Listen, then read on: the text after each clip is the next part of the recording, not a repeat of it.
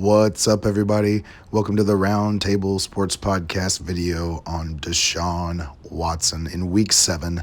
And it was a tough game for the Texans. They did a good job of keeping themselves in this game and trying to make a comeback, but the point was it was another comeback. Early on in the Texans' drives in the first quarter, in the first halves of these games, have been tough. They haven't been able to run the ball with any sort of success, and they haven't really been able to sustain drives. When they're only popping off 2 and 3 yard runs on runs early, and they're not getting the ball down the field, and when the defense is getting to Deshaun, it's not a set recipe for success as far as getting wins in the league. You have to be able to sustain drives early on and not get down like this.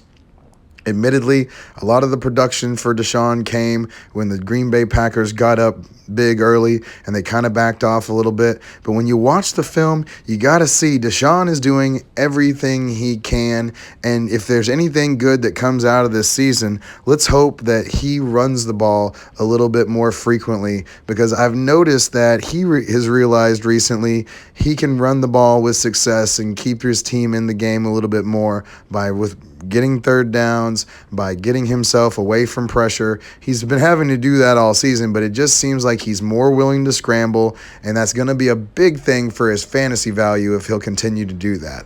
And it's going to be big for the Texans if he can get used to doing that and use that when they actually have a contending team around him. Because outside of Laramie Tunsil, I'm worried about the offensive line. It's not a humongous dumpster fire like it could be if there's going to be some injuries there, but man, it's just not a quality unit overall. They're not running the ball effectively, especially not today against the Packers. And, man, it was all on Deshaun Watson's shoulders like it always is.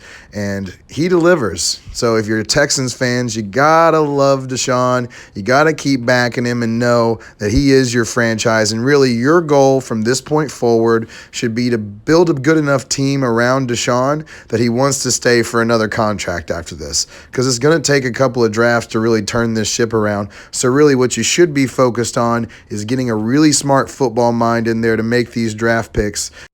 And yes, it's not cool to be mired in the decisions that Bill O'Brien made, and now you just had to get rid of him, and now you're mired with what he did to try and save his job. But I tell you what, he did one thing, and it's the most important thing in football. He drafted you a quarterback of the future. You just got to stick with Deshaun through these times in your team. And just know these football contracts are short. So you can turn this around in short order if you have somebody making good decisions, if you have a couple of good drafts, and if the fan base stands behind Deshaun and the fantasy community.